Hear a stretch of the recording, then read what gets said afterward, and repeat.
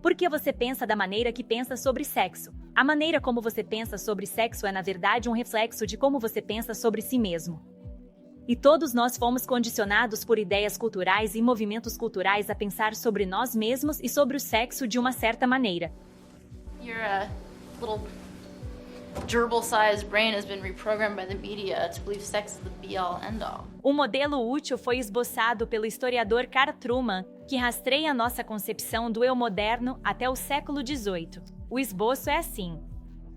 Primeiro, o eu se tornou psicologizado. Segundo, a psicologia se tornou sexualizada. E, finalmente, a sexualidade se tornou politizada.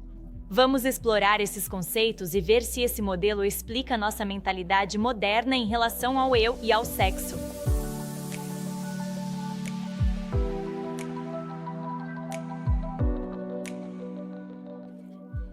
O que significa que o eu se tornou psicologizado? Bem, primeiro é importante dizer que a psicologia é um campo científico valioso que estuda o comportamento humano e a saúde mental.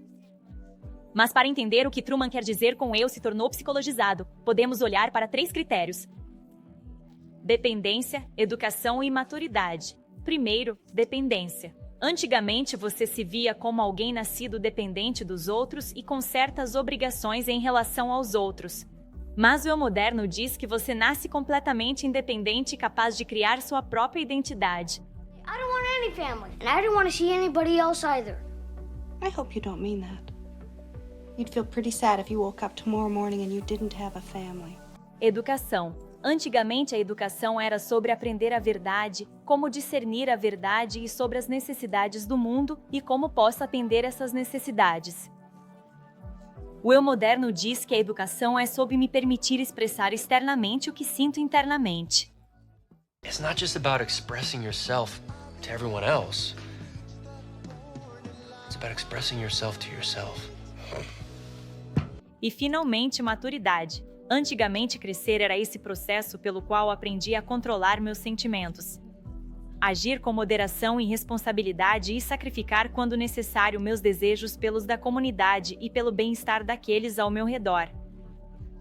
Mas o eu moderno diz que crescer é, na verdade, um processo não de aprender a se restringir, mas de aproveitar nossas oportunidades para nos expressarmos. Just be yourself. Be yourself. Be yourself. Podemos resumir a visão do eu moderno com a frase individualismo expressivo.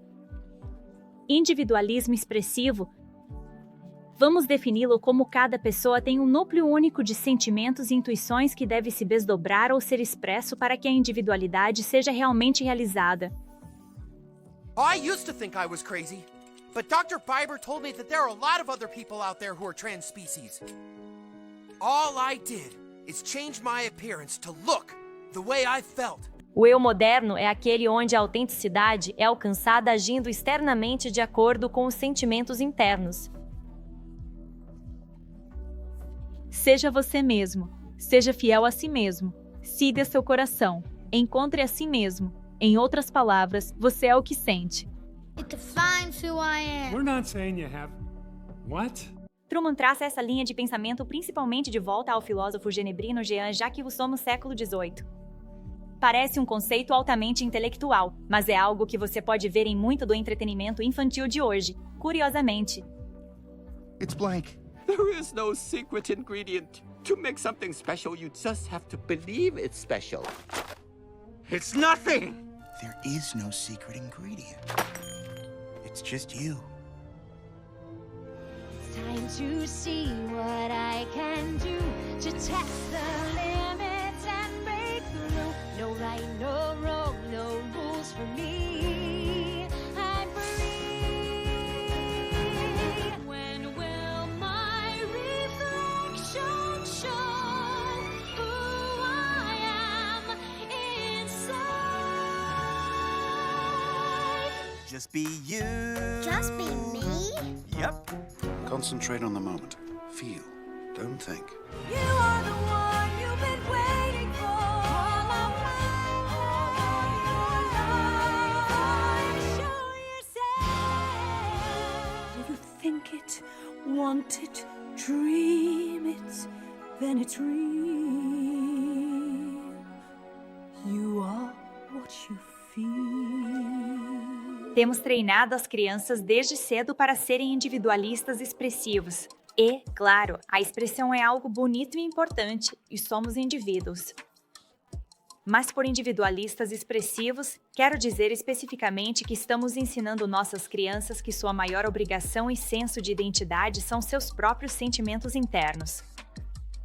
Isso se opõe à ideia de uma natureza humana objetiva, para a qual deveríamos buscar um critério objetivo de como podemos buscar a verdadeira felicidade humana. Esse critério objetivo baseado na natureza humana é o que tradicionalmente chamamos de moralidade. Então, com o individualismo expressivo, não estamos mais interessados na natureza humana ou na moralidade como guias para a verdadeira felicidade, apenas nos nossos sentimentos internos. Perceba como uma concepção de si mesmo baseada em sentimentos internos realmente redefine o que significa amar. A definição clássica de amor é a busca do bem para o outro. Então, se eu te amo, eu tenho uma concepção do que é bom e do que cria a felicidade humana suprema.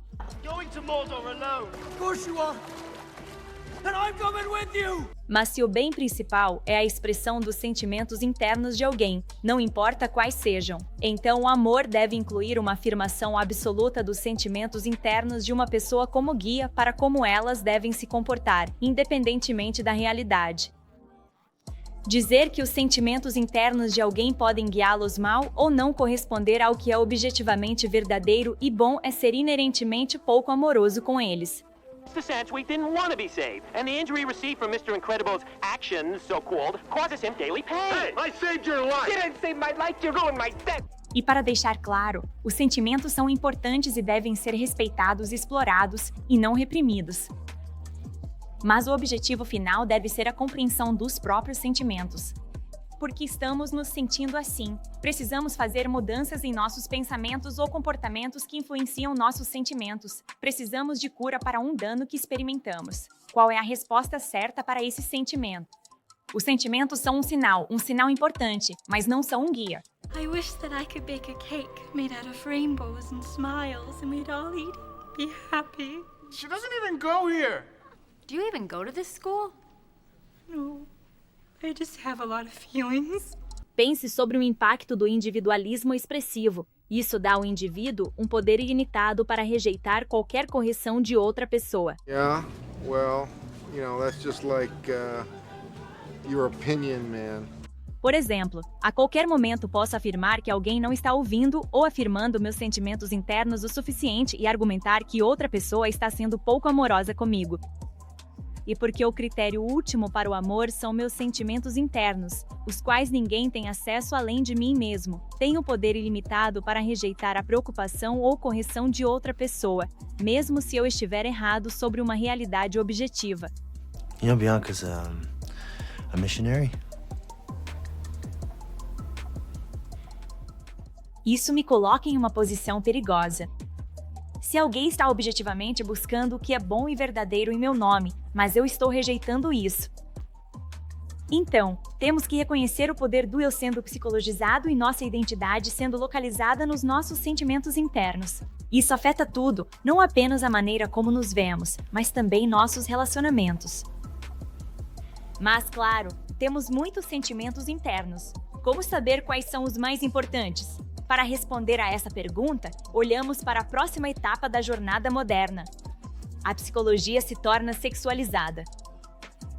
O pensador-chave aqui é o psicólogo Sigmund Freud. Ele ensinou que a forma fundamental de felicidade humana era o prazer genital, derivado do sexo. A ideia aqui é que nossas identidades como seres humanos são, em um sentido muito importante, fundamentalmente definidas pelos nossos desejos sexuais. Freud acreditava que os desejos sexuais não são coisas que temos ou experimentamos. Os desejos sexuais são o núcleo de quem somos. Nossos desejos sexuais, sejam quais forem, são a nossa identidade. Ele chegou ao ponto de identificar qualquer número de desejos como sexuais. Embora Freud seja o pensador-chave aqui, ele faz parte de um movimento maior que usa os impulsos sexuais como designações de identidade. Por exemplo, no final do século XIX, por volta da época em que Freud nasceu, os termos heterossexual e homossexual foram usados pela primeira vez como termos de identidade. Antes disso, ter desejo sexual por alguém do mesmo sexo não significava que essa era sua identidade. Significava que você tinha um impulso sexual por alguém do mesmo sexo. Aqui vai uma biologia básica. Nossos corpos são claramente projetados de uma certa maneira, e nossa função reprodutiva tem um propósito óbvio. Então, apesar de qualquer número de atrações sexuais que alguém possa ter, o corpo de um homem é projetado para se encaixar no corpo de uma mulher. E ao se unir no ato sexual, o homem e a mulher são capazes de criar uma nova vida humana única, que a mulher então gestará com seu corpo. É por isso que a moral básica em torno do sexo exige que, para ter sexo, um homem e uma mulher devem estar livremente comprometidos um com o outro por toda a vida, em um casamento onde eles estão abertos a ter qualquer filho que possam ter. Claro, há infinitas outras maneiras de alcançar o orgasmo, masturbar-se e usar os corpos de outras pessoas para a masturbação. Mas esse não é o design do sexo ou de nossos corpos. Separar a sexualidade humana desse design e torná-la sobre sentimentos, desejos ou fantasias que possamos ter não é a descoberta de alguma identidade autêntica. Historicamente, antes de o eu se tornar psicologizado e depois sexualizado, a compreensão geral de que os seres humanos podem ter desejos sexuais variados, e alguns devem ser contidos e outros perseguidos com base em nossa compreensão moral, mas o desejo sexual não definia quem era uma pessoa. Os impulsos sexuais não definiram como uma pessoa amava ou recebia amor, porque o amor, a busca do bem para o outro, era mais amplo do que como nos sentíamos e quais poderiam ser nossos impulsos sexuais. Os conceitos de qualquer orientação sexual fora de como nossos corpos estão definidos como uma forma fixa na qual uma pessoa deveria amar, e várias identidades sexuais como a forma como uma pessoa é. Tudo isso foi inventado no final do século XIX, ou seja, ontem. Hoje em dia, o desejo sexual como identidade é dado em nossa cultura. Pense sobre isso. Uma das primeiras maneiras que os jovens adultos são instruídos a pensar sobre sua identidade é como heterossexual, bissexual, gay, poliamoroso ou assexual. Hi, my name is Asa. I am a member of the DID system and I'm also a bearded vulturetharian. As afinidades sexuais deles, dizem-lhes, definem a comunidade a qual acreditam pertencer, como a comunidade LGBTQ. Também nos dizem para acreditar que os desejos sexuais não podem mudar, que são fixos desde o nascimento, e que negá-los é negar a felicidade, dignidade e identidade de uma pessoa. Using correct pronouns is suicide prevention and basic human dignity. Também há uma tremenda falta de curiosidade sobre por que temos esses desejos sexuais e uma compreensão profunda de onde esses desejos podem vir. Talvez alguém esteja buscando algo profundamente de sua infância que estava faltando. Ou talvez tenha experimentado um dano que então fez com que tivessem um desejo sexual diferente do que naturalmente teriam. A etapa final da formação do eu moderno, de acordo com Truman, é quando a sexualidade ou os sentimentos de alguém sobre a sexualidade, mantidos como identidade, se tornam politizados. O passo final é: se qualquer número de desejos sexuais são uma identidade imutável de uma pessoa, e agora há potencialmente inúmeras identidades baseadas nesses desejos, então argumenta-se que devemos conceder a esses desejos sexuais e identidades sexuais direitos políticos especiais. All the bigots out there! No matter how hard you try, you can never erase those words from the Declaration of Independence! E assim, torna-se tarefa do governo proteger o que quer que alguém diga ser sua identidade sexual.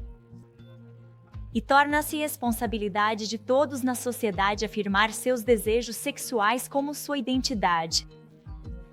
Se outras pessoas não afirmam ou discordam, são consideradas preconceituosas ou odiosas e devem ser forçadas a afirmar. Ou então serem ostracizadas da sociedade ou até mesmo punidas legalmente. Wanted a cake to celebrate their wedding, so they went here to Masterpiece Cake Shop. But owner Jack Phillips refused to bake them a wedding cake. Phillips says same-sex marriages go against his Christian beliefs. They filed a complaint with the Colorado Civil Rights Commission and won. The case then went up to the Colorado Court of Appeals. The couple won again. Truman cita Karl Marx e Wilhelm Reich como os principais intelectuais por trás deste movimento. Reich foi, na verdade, o primeiro a usar o termo revolução sexual. Reich disse que seu partido político, a esquerda política, estava lutando contra a repressão. E quando seu esquerdismo assumisse o governo poderia finalmente lutar contra os opressores. Esse fluxo de pensamento em que o eu se tornou psicologizado, a psicologia se tornou sexualizada, e então a sexualidade se torna politizada. É assim que declarações ridículas estão surgindo em todo lugar hoje em dia. É aqui que chegamos ao ponto em que as pessoas são instruídas a afirmar declarações como: sou uma mulher presa no corpo de um homem. Ou a entidade no útero não é um ser humano. Ou sou uma pessoa de gênero fluido não binário que é assexual e que também deve ser chamada de eles deles. I would definitely say that I have species dysmorphia. I have these hands and this body, but internally, I am a leopard. On all levels except physical, I am a wolf. Se sua compreensão de si mesmo e da realidade está toda em seus sentimentos e não na totalidade, a natureza e da sua natureza humana. Se os próprios genitais do seu corpo e a função reprodutiva não são você, mas de alguma forma você pode ser um grande erro, na verdade, então você pode acabar acreditando em todo tipo de coisa maluca. I was born a tree trapped in a man's body, but I'm fixing that. E se você acha que tem o direito de acreditar nessas coisas porque elas estão de acordo com seus desejos sexuais?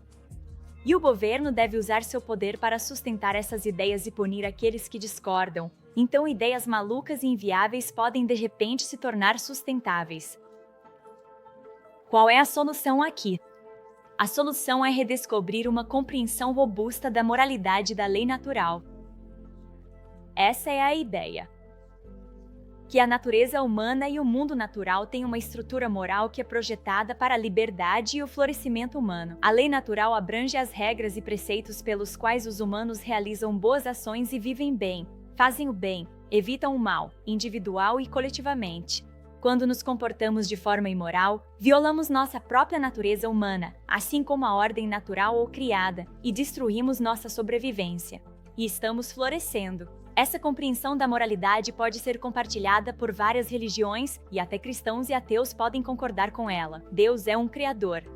Ele nos criou de uma certa maneira. E se rebelar contra essa ordem criada é, na verdade, se rebelar contra o nosso próprio design, resultando necessariamente em dano a nós mesmos e a outras pessoas. Precisamos recuperar a moralidade da lei natural. É bom para todo mundo. E também lembre-se de que quando expressamos essas ideias morais, fazemos isso porque queremos a felicidade e o bem-estar dos outros. Queremos que as pessoas vivam vidas extremamente felizes e livres, livres para amar. Esse é o propósito de toda essa série sobre sexo.